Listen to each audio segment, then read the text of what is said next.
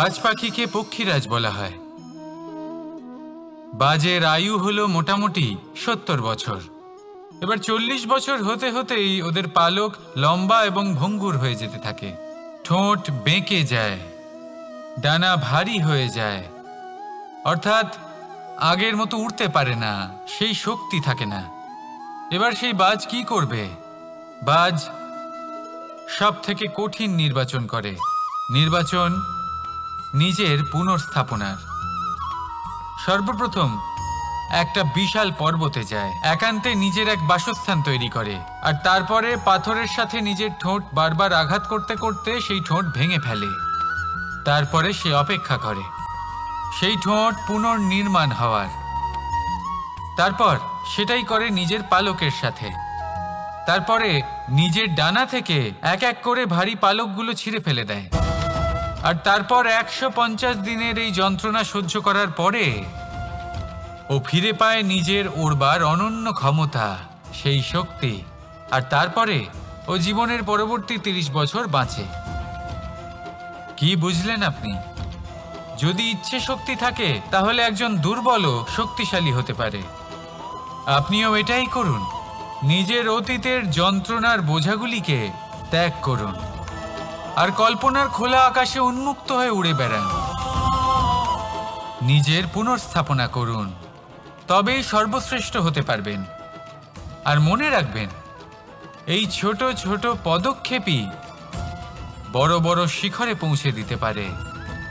তাহলে আসুন আর আমার সাথে ভালোবেসে বলুন, রাধা রাধা। আপনি কি কখনো জলকে নিজের মুঠোতে ধরে রাখার চেষ্টা করেছেন? চলুন আজ করা যাক।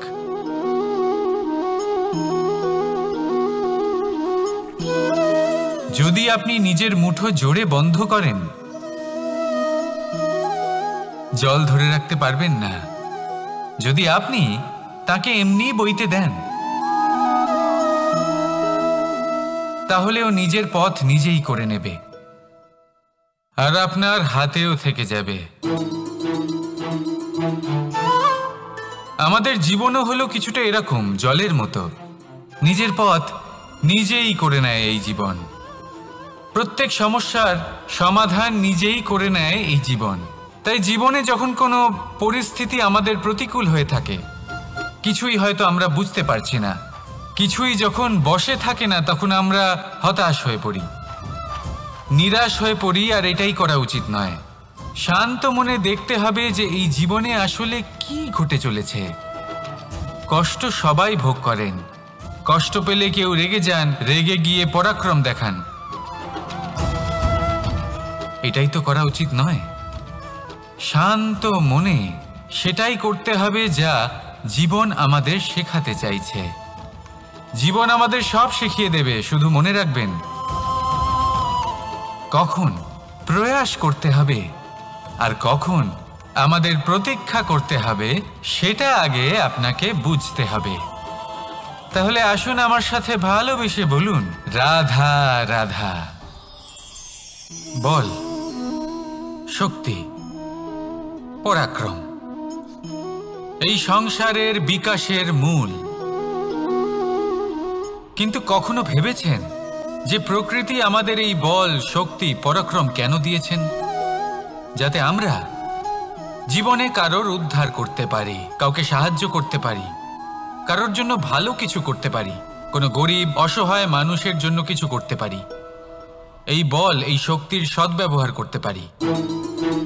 কখনো দেখেছেন এমন মানুষ যার কাছে অসীম শক্তি আছে, কিন্তু তার সাথেই অসম্ভব অহংকারও রয়েছে, যিনি নিজেকে সর্বশ্রেষ্ঠ বলে মনে করেন, খারাপ কাজও করেন।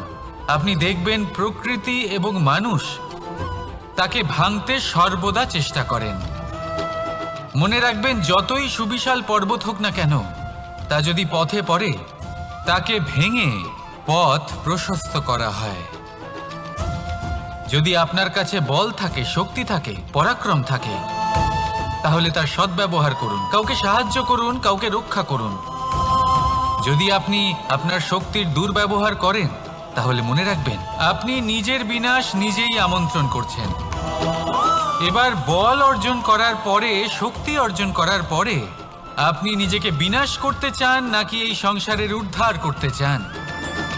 সিদ্ধান্ত আপনার। রাধা রাধা। মানুষ আর ধন, এই দুইয়ের মধ্যে সম্পর্ক খুব ঘনিষ্ঠ। ধন হলো সেই শক্তি যার ব্যবহার মানুষ করে থাকে সাংসারিক বস্তু ক্রয় করার জন্য, নিজের জীবন যাপন করার জন্য। আর মানুষ হলো সেই শক্তি যারা ধনকে গুরুত্বপূর্ণ করে তোলেন। এবার একটা কথা বলি, ব্যবহার করা উচিত ধনকে আর ভালোবাসা উচিত মানুষকে। এটা বেশিরভাগ মানুষই বোঝেন না। মানুষ এখানেই সব থেকে বড় ভুল করে বসেন। তারা ভালোবাসেন ধনকে আর ব্যবহার করেন মানুষকে। এ হলো অনুচিত। দেখুন, আপনি একটা সূচের দ্বারা যুদ্ধ করতে পারবেন না, আর কোনো তলোয়ার দ্বারা বস্ত্র সেলাই করতে পারবেন না, তাই না? কোনটা কিসের জন্য হয় সেটা বোঝা অত্যন্ত জরুরি। আপনিও সঠিক দিকে অগ্রসর হন। মানুষকে ভালোবাসুন আর ধনকে ব্যবহার করুন। যদি আপনি মানুষকে ব্যবহার করেন তাহলে আপনি ভালোবেসে ফেলবেন ধনকে, আর এই ভালোবাসা ধীরে ধীরে পরিণত হবে লোভে, আর ধীরে ধীরে এটা আপনাকে বিনাশ করে দেবে। তাহলে সমস্ত মানুষকে ভালোবাসুন আর এইভাবে ভালোবেসে বলুন, রাধা রাধা। সাফল্য কে না চান? সাফল্য লাভ করার, শিখরে পৌঁছানোর আলাদাই একটা আনন্দ রয়েছে। আর আপনজনদেরও কে না চান? প্রত্যেক মানুষ চান যেন জীবনে তার কোনো আপনজন থাকে যারা সবসময় তাদের সাথে থাকবে, কারণ আপনজনের সাথেই তো সাফল্যের আনন্দ সব থেকে বেশি পাওয়া যায়। কিন্তু আসলে কি হয়, অনেক সময় সাফল্যের খোঁজে সেই পথে চলতে চলতে আমরা আপনদের থেকে দূরে চলে যাই। না চাইতেও দূরে চলে যেতে হয়, ওনাদের সাথে সময় কাটাতে পারি না। আর আমরা ভুলে যাই যে সাফল্যের আসল আনন্দ আপনজনদের সাথেই পাওয়া যায়।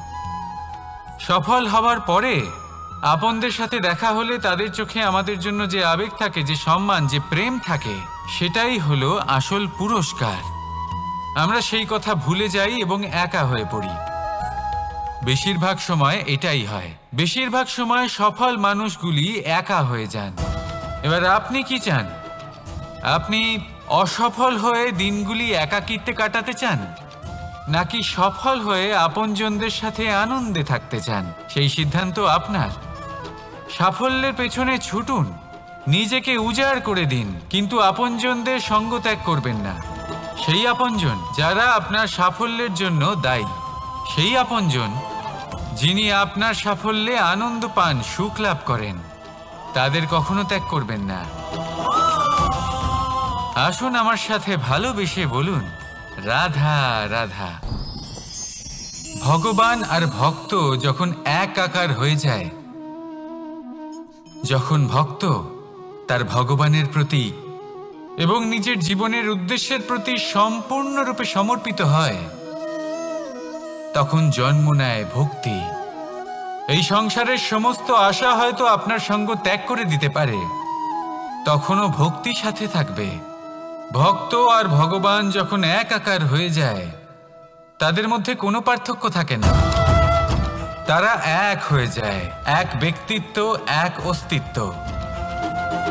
সেই জন্য কখনো জীবনে যে কোনো রূপেই, যে কোনো প্রকারেই, যে কোনো ঈশ্বরকে মান্য করুন।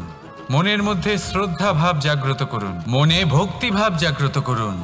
এই সমগ্র সংসারে সব কিছু আপনাকে ছেড়ে চলে গেলেও তখনও এই ভক্তি শুধুমাত্র আপনার উত্থান ঘটাবে। তাই মনে ভক্তি জাগ্রত করুন আর আমার সাথে ভালোবেসে বলুন, রাধা রাধা। শব্দই হলো শূন্য, শব্দই হলো আরম্ভ, শব্দই হলো অন্ত, শব্দই হলো অমর, শব্দই হলো ব্রহ্ম। এই শব্দ হলো অত্যন্ত বিশেষ। কেউ কাঁদলে তাকে হাসিয়ে তোলে, কেউ হাসলে তাকে কাঁদিয়ে দেয়। কারোর মনে উদ্দীপনা জাগিয়ে তুলতে পারে, আবার কারোর মনে কাঁটা হয়ে বিঁধে থাকতে পারে। একটা অত্যন্ত গুরুত্বপূর্ণ কথা যা বোঝা অত্যন্ত আবশ্যক।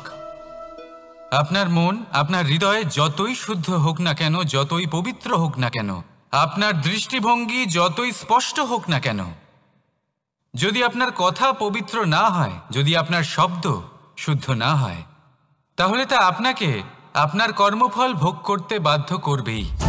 একটা সহজ উদাহরণ দিই। আপনার জীবনে এমন কেউ অবশ্যই থাকবেন যাকে আপনি পছন্দ করেন না, যিনি হয়তো অধর্মী মানুষ, যিনি হয়তো দুর্বুদ্ধি সম্পন্ন মানুষ, কিন্তু তার জন্য অপশব্দ প্রয়োগ করলে তার মধ্যে কোনো পরিবর্তন আসবে না, তার মানসিকতা বদলাবে না, শুধু মনে প্রতিশোধ স্পৃহা জেগে উঠবে, মনে হিংসা জাগবে, আর কিচ্ছু নয়। সেই জন্য নিজের শব্দকে নিয়ন্ত্রণ করুন, নিজের কথা সংযত করুন। শ্রেষ্ঠ থেকে শ্রেষ্ঠতর মানুষকেও সাবধানী হতে হয়, কারণ যদি এই শব্দের প্রয়োগ সঠিক না হয়, তাহলে আজীবন মানুষকে নির্বাক হয়ে থাকতে হতে পারে। তাহলে নিজের শব্দ নিয়ন্ত্রিত রাখুন, নিজের কথাকে শুভ করুন, এতে প্রেমবোধ জাগিয়ে তুলুন, আর সেই প্রেমবোধ নিয়েই বলুন রাধা রাধা।